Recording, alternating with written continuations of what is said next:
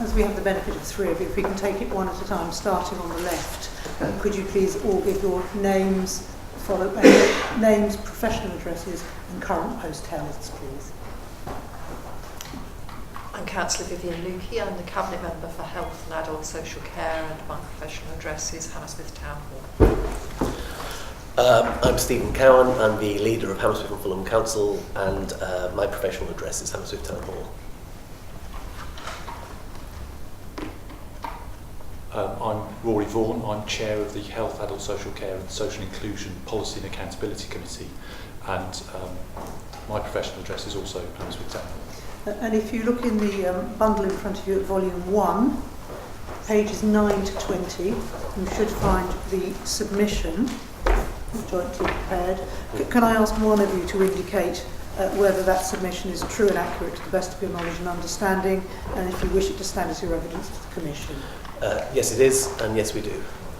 I wanted to ask you first about some matters you raise in terms of assumptions. Paragraph 2.3 on page 10, in your opening paragraphs, you talk about the modified business case being based on some unrealistic assumptions. And you talk later on at paragraph 3.1 about over-provision of A&Es, and then about the population issues. Can you help us with what you say the assumptions are that have been relied upon and how they may be in error if they are not correct? Yes, and my colleagues will add to this. The assumptions were that they would make significant headway on treating a greater number of people in the community, and that would be able to reduce the amount of demand for A&E, and that tied in with improvements in GP services as well as adult social care, as the Commission's already heard. So they're the assumptions, and they're flawed for a number of reasons that we can go into, but not least because they're based on a variety of incorrect information. So if you take the population figures were primarily done by the Office of National Statistics analysis which occurred some time ago, mostly based around the last census, and it was topped up with extra information from the GLA, but actually what it does not take into account is that there is a £35 billion development happening in College Park and Old Oak, which will add at least 70,000 population. There is a £12 billion development taking place on Earls Court, which will add well over 10,000 in population. And indeed, we are in talks with GLA about sinking the Hammersmith flyover and replacing that with housing and a park, as well as TfL have opened up talks about the Hammersmith gyratory. So there is significant development going to be happening in the centre of Hammersmith, which will add significant extra population. None of that has been taken into account in shaping Healthier Future. Could you also just clarify whether, in addition to the future population, whether you say the figures for the existing population are correct or incorrect? But we believe the figures are inaccurate, as we detail in our document. And whilst we don't know if that's deliberately so, it certainly is the case that relying on the ONS figures does seem to be unwise and possibly a touch reckless, given that they are so out of date and London is such a fast-changing city when it comes to population numbers. Now, if the assumptions are flawed, what effect does that have on the business case for reconfiguration? Well, we appreciate making such assumptions are difficult, but it's certainly the case that if you've drastically underestimated the population and you've underestimated the traffic, then the figures they have on, for example, taking someone from Fulham Reach Ward, which is the ward Charing Cross Hospital is currently in, and driving them at blue light to St Mary's within, they argue, 14 minutes. And that clearly is difficult on the traffic alone. The fact that they then argue that the A&E at St Mary's will be fit for purpose with this increased population going through St Mary's, then I believe the calculations on the number of consultants, number of acute care beds needed, all of that does not marry to the size of the population. I don't know if my colleagues would like to add anything. I wanted to turn to the issues in terms of the acute A&E situation and start first with Hammersmith Hospital. Now, your submission sets out that the closure has had a severe impact. Can you provide any further details of the very up-to-date position in relation to, first of all, waiting times, number of patients being sent on to other accident and emergencies, and journey times?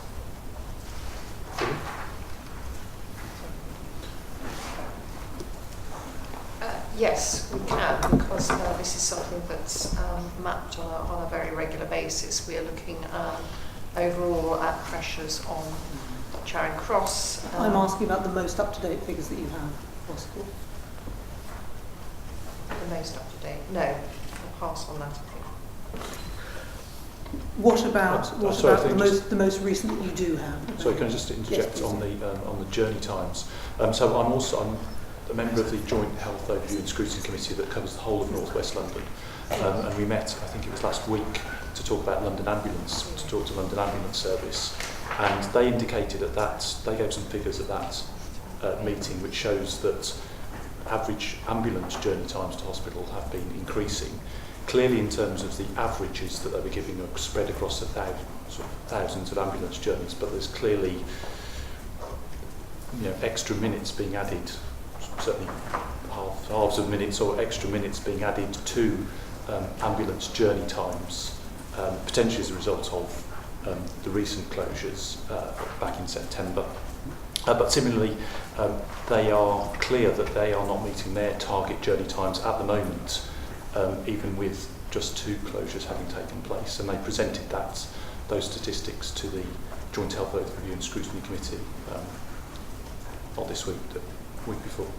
One of the views that has been suggested is that the difficulties in the local hospitals, I shouldn't say local hospitals because it has probably the wrong meaning, in the hospitals in the locality have been caused by teething troubles exacerbated by winter problems rather than failings which are causally linked to the closures of either Hammersmith or Central Middlesex Hospital. Can you comment on that? Yes, it's worth going back to, I think the board meeting, I think it took place on the 6th of September at Imperial, but when the decision was made to close Hammersmith's A&E, what was interesting, if you look at the board papers, was that no questions were asked by the board. If they had asked questions, then what they should have asked about was the fact that the papers said that all the A&Es were acting at full capacity and that there was no possibility of increasing capacity. Now, what we went on to see was the chaos in Northwick Park. We saw the CQC recently fail St Mary's on their ability to manage their A&E, and we've seen problems at Chelsea and Westminster. So it seems fairly, it seems worth investigation about the loss of capacity to deal with A&E when when it's accepted that all hospitals are currently acting at full capacity and are struggling to increase. I just wanted to ask you a little bit about Charing Cross Hospital. If Charing Cross Hospital loses full blue light capacity for its accident and emergency, what do you say is going to be the likely impact on the population?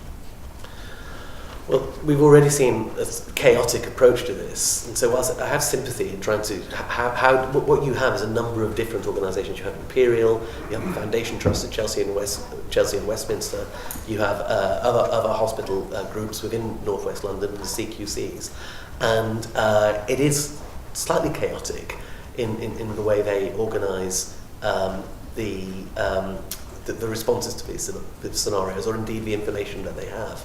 But what's undoubted, so the first conclusion is there's a lot of, I hate to quote Donald Rumsfeld, there's known unknowns and there's unknown unknowns, and I would suspect if you were able to interview the health officials making the decisions, there are too many unknown unknowns around this. What is absolutely clear in the closure of Charing Cross is if you already have other hospitals operating at capacity, then what you will see is what you currently see in Northwick Park, with people waiting up to an hour in ambulances.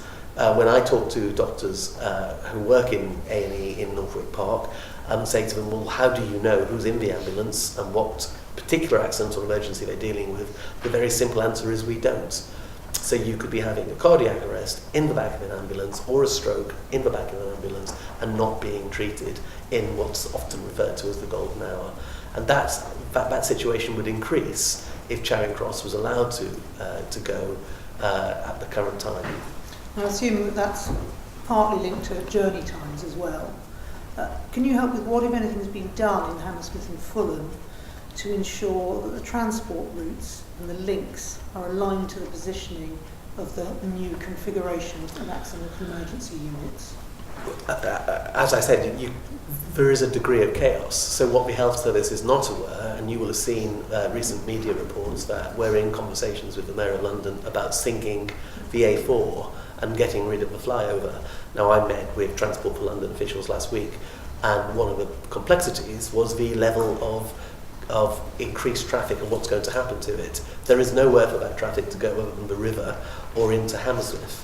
So if you're in a blue light scenario coming from, again, let's use the ward that Charing Cross is currently based, you may well find yourself stuck in very serious traffic. So the situation has got worse. What's absolutely clear is there's no link up between the work TfL are doing and the work the health professionals are doing and the government's doing in actually instituting healthy and shaping a future. So it's got worse, much worse, since Shaping a Healthier Future was written. And just thinking about those journey times still, are there any particular communities or areas within the borough that you feel are likely to be more affected than others? Yes, I mean, the Shaping a Healthier Future, when they presented to our policy accountability committees and our select committees, have in the past used anecdotal evidence. So I would take, if you take a resident living in Ashcroft Square who thinks they're having a heart attack and decides to self-diagnose, then they go to Charing Cross. If you're coming from the 3rd or 7th or 10th floor of a housing estate and making your own way to self-diagnose because you think there's an A&E still in existence, not only have you gone to the wrong place because they want to downgrade it, but they're still calling it an A&E, you've put your life at risk if you are indeed having a heart attack. The second point, looking at the state of council estate lifts and consistent problems for as long as I've been an elected representative, which is 17 years, then someone living on the 17th floor of a council block calling an ambulance because of a serious emergency is going to find themselves at greater risk than someone living on a street property with full normal access to the highway. Yeah, so one thing I wanted to add was in the initial proposals there hadn't been, at least up front, an initial equalities impact assessment done on the changes. So, for example, that wasn't done for, initially at least, for the Hammersmith Hospital A&E changes. And as you will probably know, Hammersmith Hospital is actually cited in some of the more deprived area of the borough, so, particularly the sort of College Park and Old Oak and Wormholt and White City wards, which are among some of the most deprived in certainly the borough and probably across London. So it was interesting to note on that case that hadn't properly been taken into account, at least in the initial proposals. I think a subsequent equalities impact assessment was done to look at those issues, but it was a significant error, I think, not to have done that up front. I just wanted to touch on urgent care centres. First of all, with regard to the definition of an urgent care centre, you set out, and I think it's on page 14, it's paragraph 3.21, that the Imperial Care Health Trust are awaiting the outcome of the Keogh Urgent and Emergency Care Review before committing to a definition of what an urgent care centre is. Are you able to assist with whether that waiting, that holding position, does that still remain the case? Yes. Yes, that's right. Yeah. What implications do you say might flow from urgent care for urgent care centres which are already up and running? So I think the difficulty here is that we understand urgent care centres in the borough have been co-located with A&Es. So in the case of Hammersmith and the case of Charing Cross, you've been able, if you have got a health emergency, to walk through the front door of what you see to be the A&E at Charing Cross or Hammersmith until recently, are then triaged, and they can then decide whether to push you through the A&E route and therefore have the emergency access to hospital that's needed, or people can be taken into the urgent care centre. The problem for urgent care centres is going to be people not having that one-stop shop is going to be that people may turn up at urgent care centres and then need to be taken to an A&E because that's not the appropriate place to treat them. So there's a real problem for patients attending an urgent care centre getting sort of the access to the right emergency medical help at that time, which is potentially going to it's either going to mean that people automatically go to where they know a full A&E is and leave the urgent care centres not doing the work they ought to be doing, or people turning up at an urgent care centre and needing to then be redirected to an A&E in another location. If I could just add, on the 29th of July, we put this question to a variety of health professionals when they came to the Policy and Accountability Committee. And indeed, I think it was Dr. Spencer said that people do not know the difference between an A&E and an urgent care clinic. Now, the reason for that is, as you would have once seen on the NHS England website, the Class 1, 2 and 3 A&Es were listed. A Class 3 A&E is the same as an urgent care clinic, and it's so confusing that actually the language got mixed up on the website initially, sometimes referring to a Class 3 A&E as a Class 3 and sometimes as an urgent care clinic. So that's the type of problem that you have. I think if the health professionals are honest, and they've certainly told us, they think that's a problem with the current structure of calling everything an A&E. It just allows confusion. It does allow for people to come with self-diagnosis to the wrong place and thus put their lives at risk. So just in terms of the public confusion, even if there was a definitive definition of EUCC, in terms of the public understanding that, what do you say it would take and over what period would it take for that information to become embedded? Well, I hate to use a marketing term, but I think it should say on the tin what it is. And the fact is, if something's an A&E, it should be called an A&E. If it's not an A&E, they should find another name. And it strikes me urgent care clinic is exactly the right thing to call a Class 3 A&E. How long do you think it would take in terms of the public understanding the differences? How long will it take for a local authority to be able to convey that message? Well, if I could add to the confusion, I mean, this is what the council was putting out this time last year. Well, it was, I should point out before our watch, but when there was quite a lot of controversy, this is a council magazine that says A&E retained. We hand that up, please. It's A&E retained. When I spoke to the communications professional who later worked for us, why they'd put that, because clearly it's an A&E, it's an urgent care clinic or a Class 3 A&E, it was the deal that had been done. He argued that his great success was getting the quotation marks, because that's what Jeremy Hunt had said in the Houses of Parliament. So I think there's an awful lot of vested interest in trying to tell the public that nothing's changing, A&Es are being retained, and it's all fine, where in reality what we see is a significant change for accident and emergency care in England. And there is too much spin, possibly for political reasons, which is done, I think, to disguise the true nature of it, but in the process is confusing the public. So in terms of how do you correct that, and I think we have to have very clear uses of language, otherwise I think people will be going to the wrong places at the wrong times.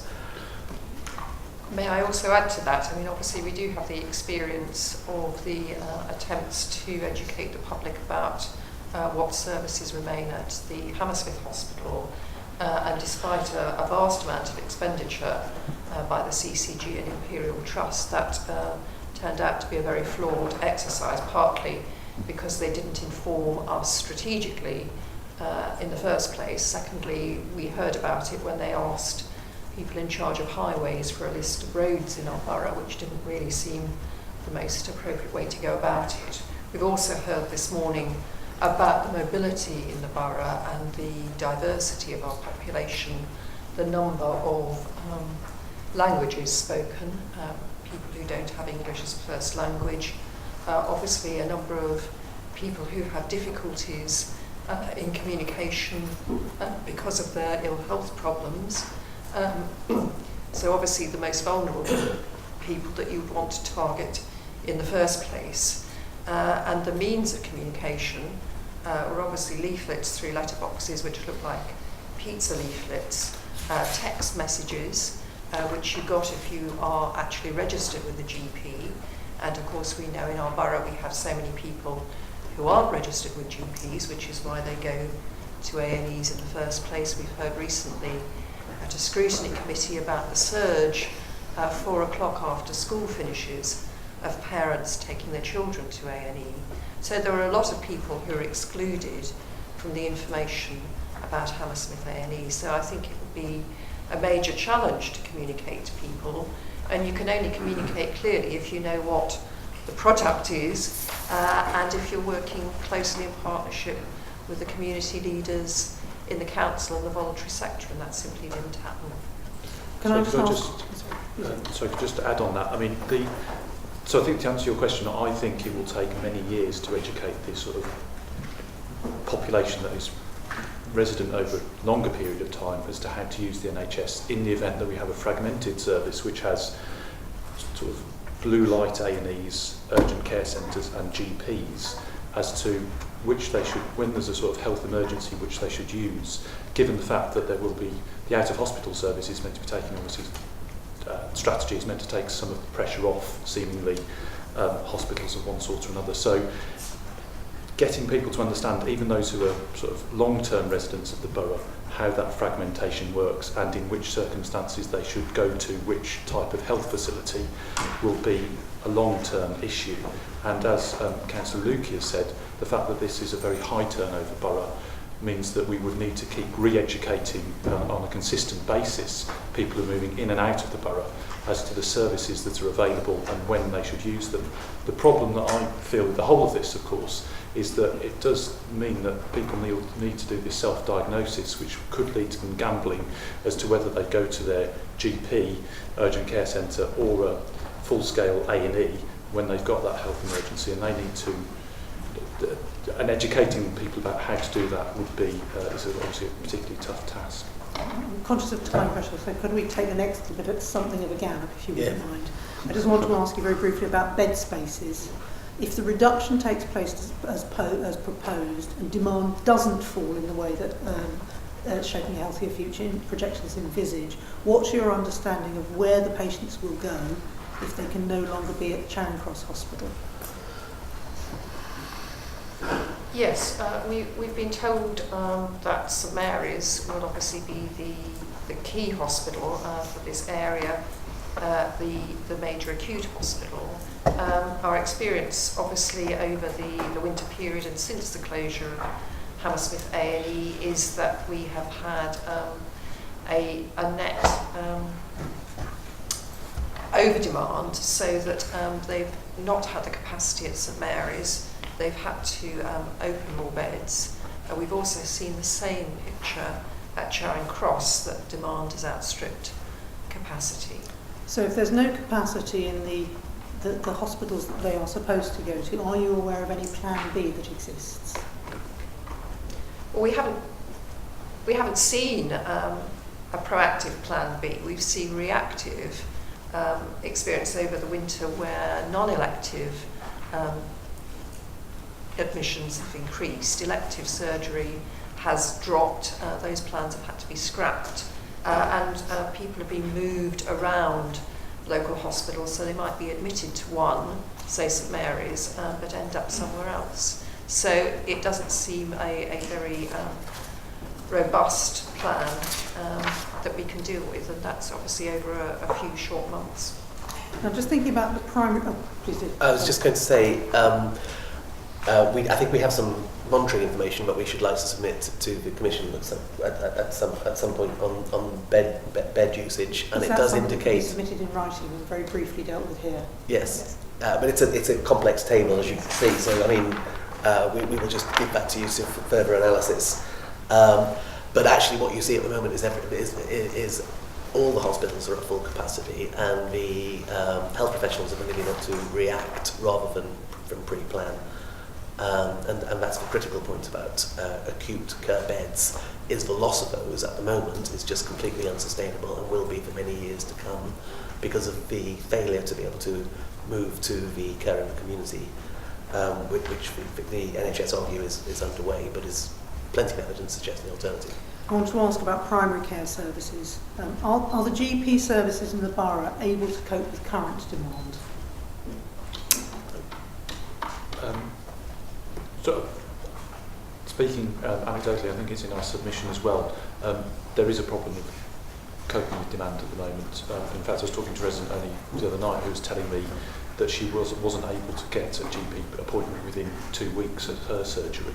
So certainly residents in the borough are finding it difficult in a number of cases to access GPs in a timely way. Just added to that, on the 29th of April, on the 29th of July 2014, we managed a question on precisely that question about how many people do the NHS professionals think will be treated now in the community either via GPs or adult social care compared to currently going to A&E, because obviously a significant proportion of those into A&E. Now what's interesting is we had people there from the CCGs, for Ealing and for Hammersmith and Fulham, we had Imperial there, we had advisors from what had been known as NHS North West London. There were about 20 health professionals in the room and about 8 on the panel, and I do urge the committee to view this video, and not one of them could answer how many people would now be treated in the community compared to currently being treated in A&Es. So it adds to my view that there is a lack of planning, a too large a degree of chaos, and a lack of understanding of the consequences of some of the critical decisions that they're making on reducing A&Es and acute bed care. And just to add to that, I mean, at a recent Health and Wellbeing Board, I was able to have a debate with NHS England, who are responsible for commissioning GP services locally. We talked about the population increases, and I asked them what their plans were to commission additional GP surgeries. They said there were none, and this is when we have 7 a.m. queues at Shepherd's Bush outside some of our surgeries to get an appointment for that day. I just wanted to ask you very briefly about the investment, and you set this out, and it's at page 18, it's at paragraph 3.38. Planned investment in primary care between 6 to 8 million, and you say not sufficient to accommodate the diminution of service. What would your view be about that figure, 6 to 8 million, if it was decoupled from the reductions in the acute service?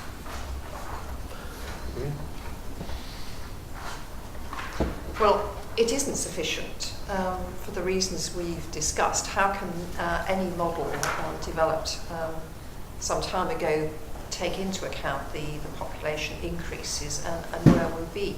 I mean, we already are 2 and a bit years on from the original Shaping a Healthier Future plans. We're behind schedule, and we don't have those out-of-hospital services in place. So I think it's very difficult to actually predict and be confident that the money on the table at the moment could possibly meet changing demands. I think the problem is if the answer is 6 to 8 million, then what's the equation that lies before it? And if we know that, given that Shaping Healthier Future was put together on the premise that there needed to be changes in acute and emergency and accident care, and that more of that needed to happen in the community, if you've got every single person in the room responsible for Shaping Healthier Future together, and none of them can answer a simple question, what percentage of people will be treated in the community now compared to are currently going to A&E and into hospitals. None of them know, none of them knew, as you will see if the Commission looks at the video. Then you have to ask, how can you therefore conclude 6 to 8 million is exactly the figure you need to do to actually provide adequate care? It strikes, the only possible conclusion of those two things together is that actually people are plucking figures out of the air and hoping it will be enough to get along. And what the Commission should see as it carries on its investigation is that happens more often than not on actually very, very critical points of change in shaping a healthier future. And just thinking about the social care element, which is perhaps more traditionally provided by local authorities, can you help us with what input the relevant arms of your authority has had into this process? And if you are satisfied or unsatisfied with that? Well, there's some good news and bad news. The good news is that we have been working well together on the ground to develop some better arrangements for out-of-hospital care. They're at a very early stage, and there's uncertainty because some of the pilots that we do have in place only have 1 year funding, so we're hoping for some good outcomes over this financial year, but we have no guarantees for the future. But the bad news is, and very disappointing for me as a newly elected councillor and taking on this cabinet role, that there's no seat at the table, there's no behind the scenes sharing of information about what's happening and what the thinking is. There's no opportunity to shape some of the thinking.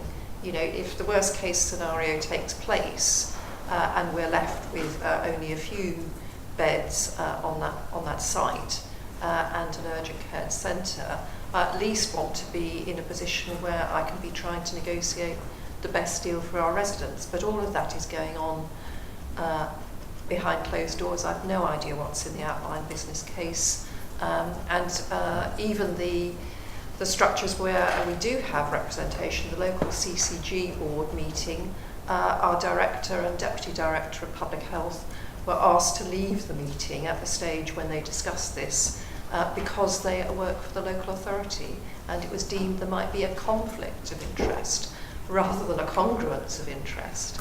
How can we work together when we're not at the table? How heavily do you consider the success of the out-of-hospital plans depend on provisions that are coming from the local authority rather than from health? Well, in terms of workforce and day-to-day contact with people, then I think the new service that we're developing in terms of home care will be very key in re-ablement and getting people moved on to less intensive forms of support at home. But however good our home carers are, they're not community nurses and they're not GPs. And we will be doing this work in a context of an above average vacancy level in community nursing locally, and with our local community health trust needing to go later this year to the Philippines and to Portugal to try and recruit to those posts. So it is a very, very challenging prospect.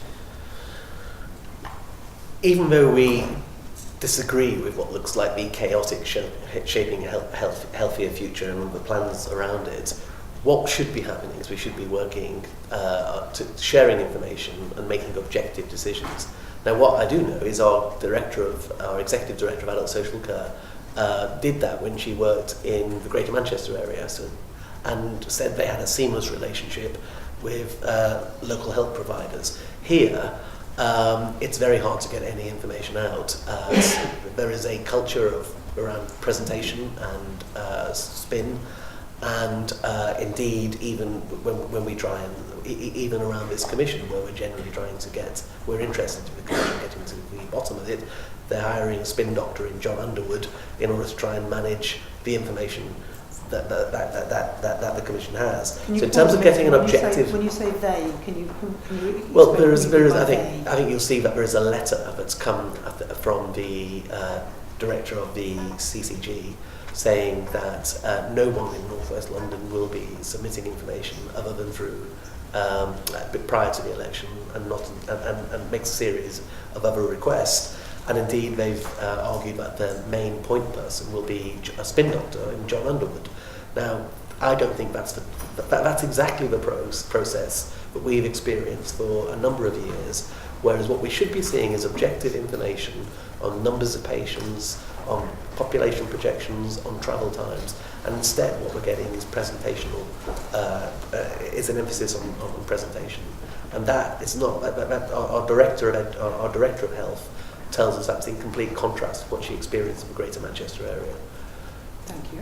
Would you wait there if there are questions from the Commission? Sure. Conscious we're running to time. Yes, I'm conscious of the time because there's another important area of evidence to come. However, I just wanted to ask one question at this stage. I'm trying to stand back from it all and look at what the underlying forces or dynamics are. One of the things that's concerned me so far today is listening to what I call fragmentation of the National Health Service. If it's a National Health Service, we now have such fragmentation in terms of providers wherever you look, that results in a trickle-down effect in which the criteria that they're all using are different, the motivations are different, and have we departed from the original concept? Sorry, it's big questions. Maybe we can all give an answer. I think that's absolutely where we're at. If you look at the consultation as an example, Chelsea and Westminster Hospital was able to put leaflets out around the area asking people to sign and to send submissions in because they're a foundation hospital. They had a vested interest, obviously, protecting their hospital. Imperial, not a foundation, was unable to do the same, and meanwhile, Imperial wants to sell off Charing Cross in order to build up St Mary's and has an interest in that. And then you have the PFI hospital in West Middlesex. So when Shaping Healthier Future was being put together, you had actually a variety of competing interests.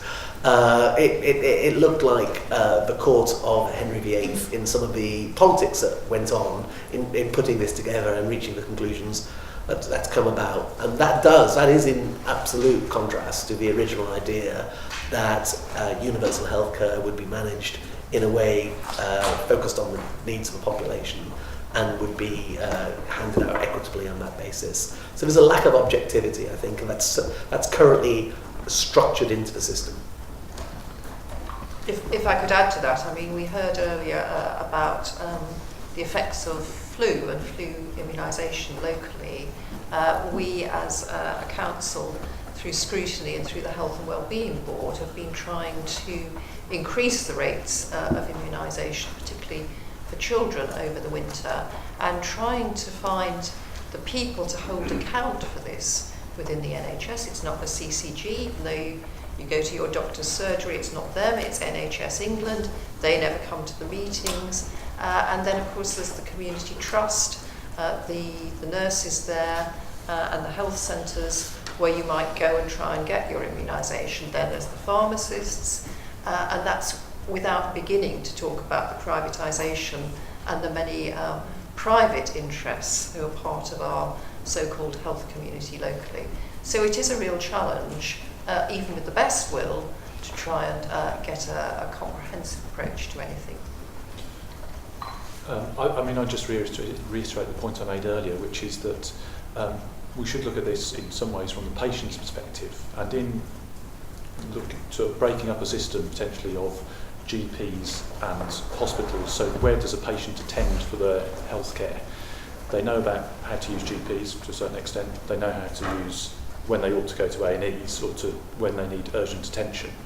And it's not clear to me that the system that's proposed is going to help patients navigate the system in an appropriate way, and it will take much education from us, perhaps ourselves as a local authority, the NHS and others, to re-educate people about how to use the NHS in this sort of potentially fragmented system. I'm going to ask the stenographer whether we can carry on to do the last one. I thought we were running it. Are you all right? Yeah. Do say. All right. May I thank you all three very much indeed. ask